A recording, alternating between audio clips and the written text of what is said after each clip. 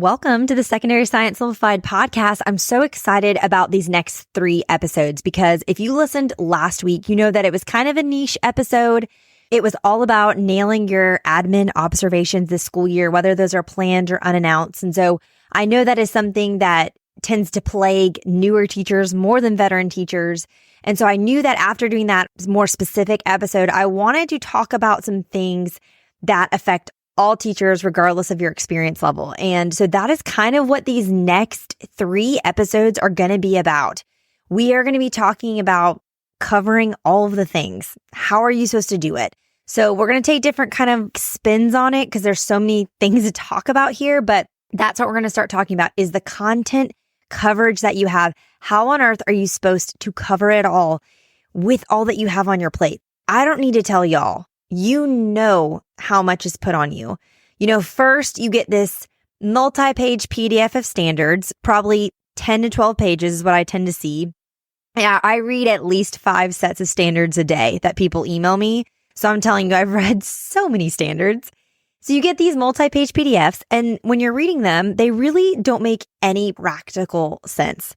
So then often your state, will throw you like a 97 plus page support document of supposedly clarifying statements. And that's supposed to be helpful, but instead it's really burdensome. And then on top of that, not just the standards, you have skills that you want to teach your students, related to your content, but also life skills. I think one of the coolest things about being a secondary science teacher is we are kind of the last people that have them in this really transitional period of still being technically like a child, an adolescent, but before they transition into adulthood and independence when they turn 18. So it's a really cool time to teach them a lot of things because we're the last people that may have that kind of impact on them. And so you might be teaching them how to study and maybe, kind of those kind of hacks for your college-bound students, or maybe you just want to teach them how to critically think, how to form a statement backed by evidence and reasoning, how to assess the research that they come up with or they see on their TikTok to make sure it's valid, it's legit. There are things all of our students need to know regardless of where they're going after they leave high school. So there's so much on top of just the standards. And then on top of that, like you're wanting to build personal relationships with each student so that you can support them. And then also, you want those relationships because to me, that's the backbone of classroom management is having those solid relationships. And then on top of all that, some of those students fall behind. So you have to be able to remediate. Just even like reflecting on all of that, like makes me tired. I need to take a deep breath. And I know y'all get it. I don't need to tell you that this is all a lot. It is so much to be put on your plate, and yet you're expected to cover all of it. So how on earth are you supposed to do it? That's what today's episode is kind of going to be about in this 3-part series is really the content, like the standards. How are you supposed to cover all of the standards with all these other things you have on your plate too? So let's dive into it. This is Secondary Science Simplified, a podcast for secondary science teachers who want to engage their students and simplify their lives. I'm Rebecca Joyner from It's Not Rocket Science. As a high school science teacher turned curriculum writer, I am passionate about helping other science teachers love their jobs, serve their students, and do it all in only 40 hours a week. Are you ready to rock the time you spend in your classroom and actually have a life outside of it? You are in the right place, teacher friend. Let's get to today's episode.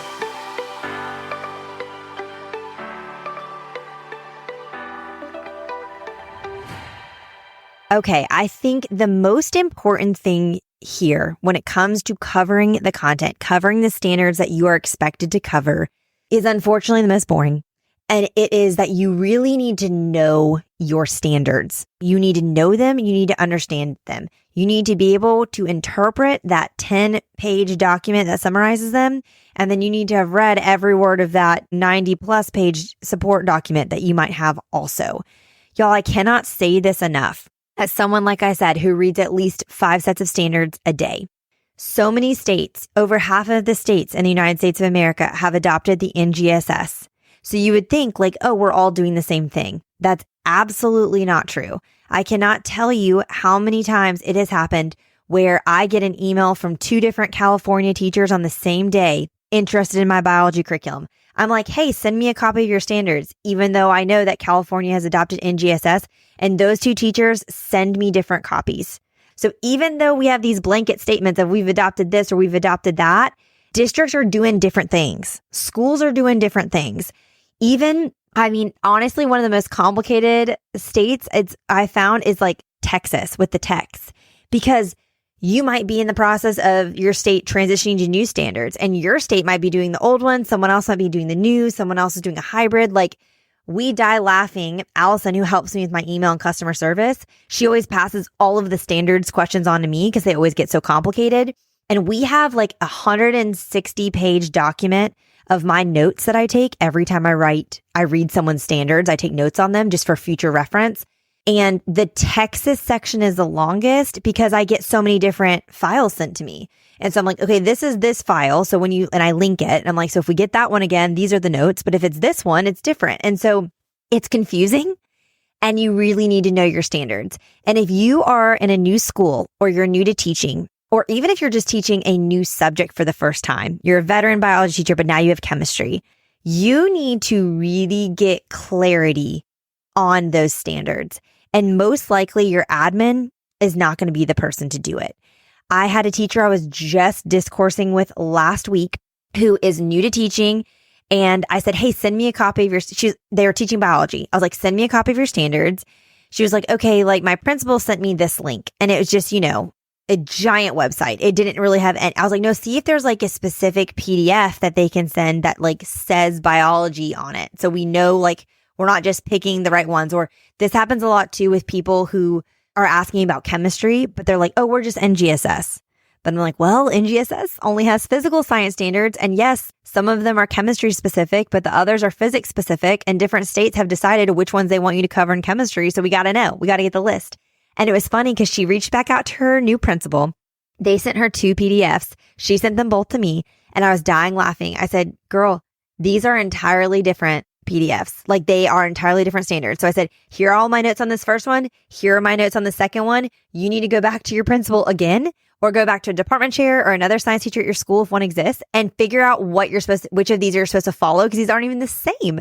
So even your admin may not even know what standards you're supposed to have. So the first thing we have to do is we have to get clarity on what the standards are, and we need to personally know them.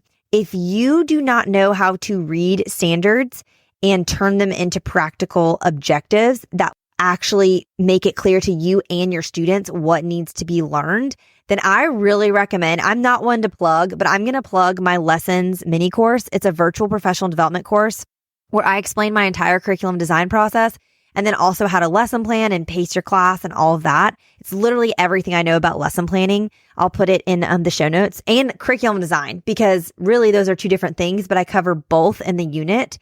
But honestly, even just the first lesson or two would change your life probably, because I'm going to teach you how to break down a standard and really understand it. It's a hard process, but we got to know the standards.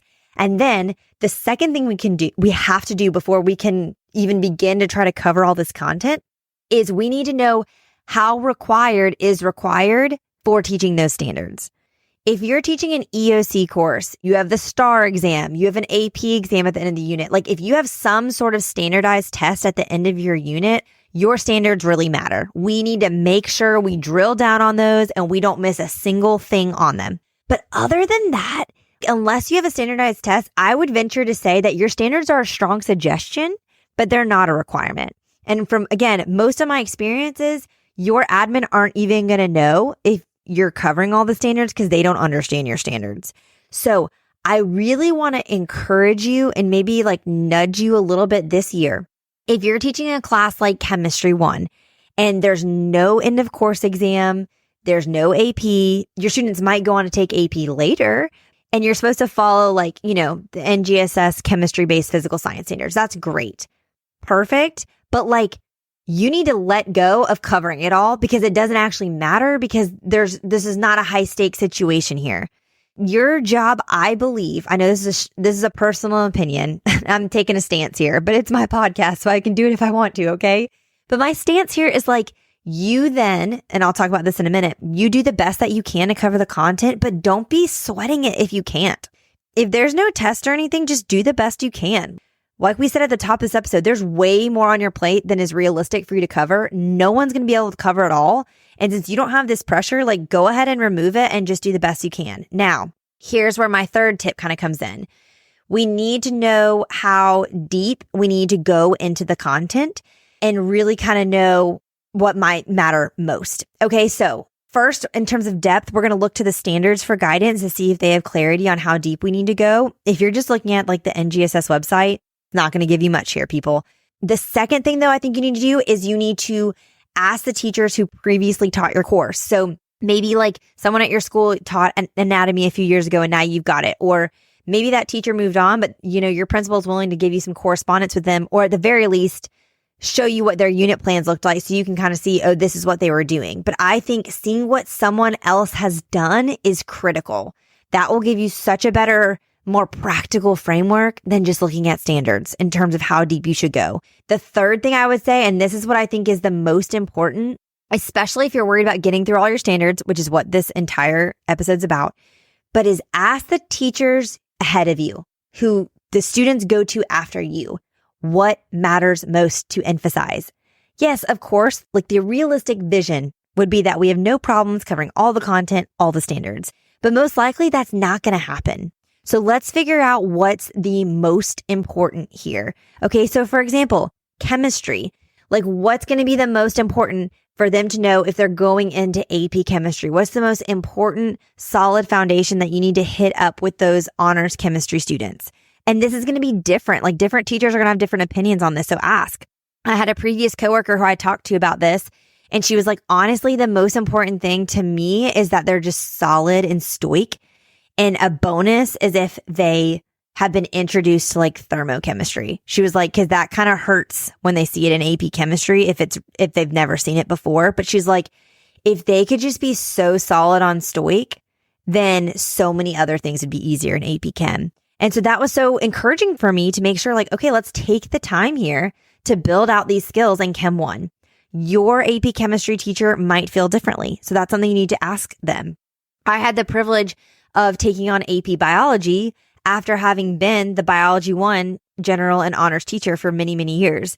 And so I started to see as I was teaching AP biology, like, oh, whoa, I need to change how I teach honors biology so that they are more prepared. And I really beefed up my evolution unit in honors bio because I was like, I want them to be better prepared for AP bio. And that seems to be a hard place for them with AP bio. If I have time, the other thing I like to get to in honors is a little introduction to stats, because stats is the other thing that really roasts them in AP bio. But again, that's just the bonus. Like, cool if we get there, but if not, I'm a human and it's okay. These are the questions you really, really want to ask, especially if you're like a physical science teacher and then they take chemistry. My entire physical science curriculum was built out from my conversations with the Chem 1 and the Physics 1's teachers and me being like, you tell me what you want me to teach here, because these standards are so generic and I really want you guys to help me. And so that is my number one advice here when it comes to content coverage. Know your standards. And then if you're teaching an EOC course or whatever, obviously you're going to have to try to get through them all. If you're not, then your number one priority should just be preparing your students in your course for whatever's coming next. But hold it loosely. I think sometimes we kind of get our panties in a wad, if you will, about covering all this stuff so that they're prepared for college. And I just don't think that matters, y'all. I'm going to be honest. I don't think it matters. I think they can go into college with zero background knowledge and be successful as long as we've taught them how to be good students, which we're going to talk about skills in a second. I mean, any student that is going on, to take higher education, like I always say, if you're taking anatomy in high school, why are we so worried about getting them to memorize all the structures? Are they going to realistically remember all of that in 2 to 3 years when they take intro to anatomy and physiology in college? No, they might remember half of them, maybe, but I'd much rather focus on skills and a love of the subject and like research things and just so many other things I'd rather care about. And so I think about that for me too. Like I passed AP chemistry. I got a 4. I still had to take Chem 101 and 102 at my university because I didn't get a 5. And the classes were jokes and it was great. And so I'm glad that my AP teacher didn't stress out about me knowing all the things because I knew a lot of things. And when I got to college, it made it really easy and I still had space to learn new stuff too. So I just don't want us to be freaking out about them covering all the content because I really don't think it matters as much as we think it does. I think the skills matter most, but we do want them to be prepared for the teachers that come after us. And again, I think a lot of those teachers though would say like, can they graph well? I think some of us are so sick and tired, us upperclassmen teachers, we're sick and tired of teaching juniors and seniors how to graph. I care way more that they know how to graph than they remember, every step of protein synthesis and AB bio. We can reteach that. I don't want to have to keep teaching graphs to seniors. I think we need to let go a little bit here on covering all the standards for the content. Now, those of you who teach EOC, AP courses, all that jazz, you're like, well, what about us? We have to cover all the standards because we have these high stakes tests and it's impossible. And you are right. It is impossible. And so this is where I think it's really important to source from other teachers. I'm talking to other teachers a lot, y'all. This is important. And if you're in a tiny school, this is where you're going to have to get on the internet, get in a Facebook group, figure out what do y'all think is the most important stuff to focus on. Again, I don't have experience teaching AP Chem or whatever. You'd have to talk to someone else or go back and listen to my AP episodes I've done interviewing those teachers. But for AP Bio, to me, the most important thing is they really need to know evolution. I think they really need to understand that well. And they really just need really good skills with graphing, with analyzing models and diagrams and critical thinking. And there's a lot of other stuff you can kind of not worry about as much. When I taught regular biology for the EOC, the way I structured the course is I put ecology at the end because to me, that's the easiest content and it's what they're most familiar with from life science. And so it's the easiest to condense into like 3 days if I have to. I personally like to spend 8 weeks on ecology because it's so much fun. There's so many great labs. But it's perfect because if I start running out of time, I can really narrow that down before the EOC. So that's another thing to consider. Is maybe you just need to, and if you're not getting through all the content, maybe you just need to restructure your sequence so you're covering the most important content at the beginning of the year. You can review it with every test. I highly recommend if you teach an EOC, an AP, whatever course with a standardized test, that all your tests are cumulative so that they're reviewing old content for every single exam. Put your easiest stuff then at the end of the year so that when you inevitably run out of time, that's what you can kind of squish into a shorter amount of time. So those are things I think are important here. Now, I also think knowing what matters most is going to help you make important decisions in terms of when you need to slow down on the content and remediate and when you just need to push forward and say, hey, we don't have time to stop. We have to go past go and we're not going to collect $200. We're just going to keep going. And if you need remediation, you're going to have to come after school and take initiative to get it. So that's where I think, again, like for chemistry, I'm never going to speed through my Stoic unit based on my conversations with my other chemistry co-working friends. I'm always going to go slow through Stoic. I'll take the time to slow down and remediate. There are other units where I'll just be like cells, like sorry, not sorry if you're not keeping up, come after school. But like we covered cells in 7th grade life science. So I'm going to kind of bulldoze through this. So I think really identifying what matters most is going to also help you make those decisions when you're covering content of do we slow down? Do we speed up? I know a lot of you are thinking too, if I tell my students that they need to come in for their own remediation and take initiative, they'll never will. And here's what I'll say. I think taking initiative is a life skill and it's a muscle they have to build and they're never going to build it unless they do it on their own. I talked about, weightlifting in my last episode. I don't know why I'm bringing it up again. If someone's going to keep lifting the weights for me, my muscles will never get stronger to lift the weights. Okay. So I have to at some point start doing it on my own, even if it's really little. And so maybe you're helping them by saying, hey, I'm going to take the initiative to schedule with you when you should come in.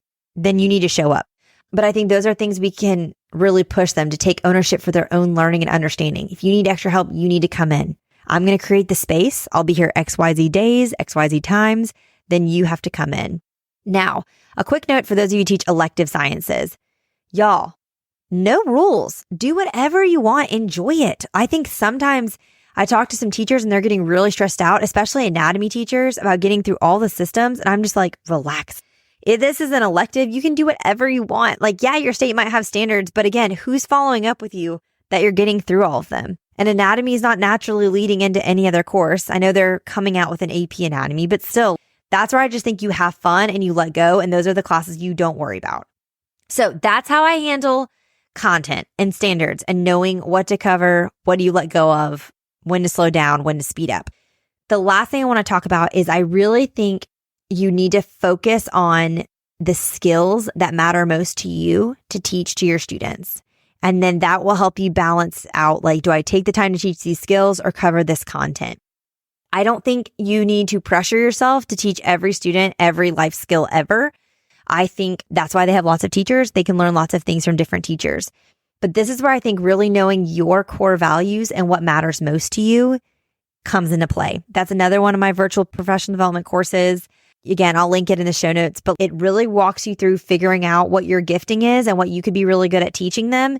And then that could be something that you really focus on. So for me, critical thinking and like out of the box thinking is really, really important to me, being creative thinkers. And so that is something I really take the time to make sure we're doing lots of instructional resources that develop that skill.